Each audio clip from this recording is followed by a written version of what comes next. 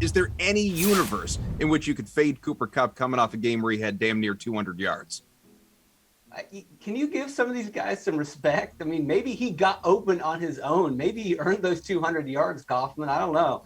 It seems like he's been doing a lot on his own this season. Yeah, you roster Kupp if you can afford him, always.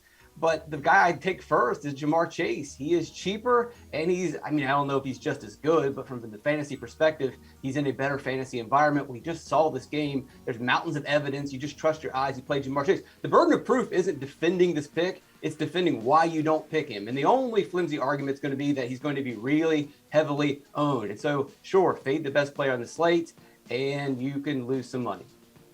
Ukes at $8,800. I mean, do you just have? Sometimes you got to eat the chalk. Is this one of those situations? Yeah, of course it is. I mean, the only reason that you're going to fade Kupp is that you can tell that we're stretched for questions because it's a 2-game slate. We're talking about if we're going to fade Cooper Kupp or not.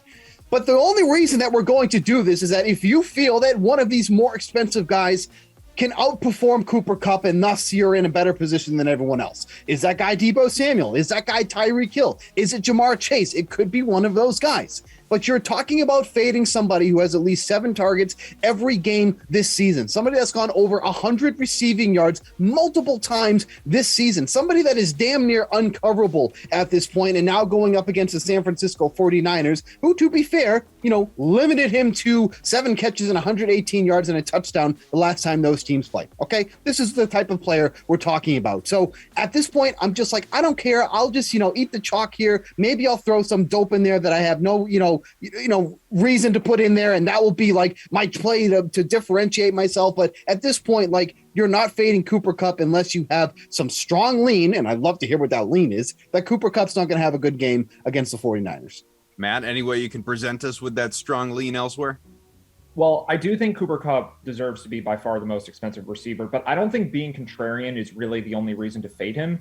The other reason is just he is really expensive on a slate where we don't have value plays. And there's a scenario where Kupp scores 25 points and Deebo scores 25 and Tyreek Hill scores 25 and Jamar Chase maybe even scores more than that. So if you love this Bengals and Chiefs game and that game's a shootout, you may not be able to fit Cooper Kupp in the lineup. Like the real reason that I'm getting to here is there are so many good wide receivers on this slate. And Cooper Kupp is the best one.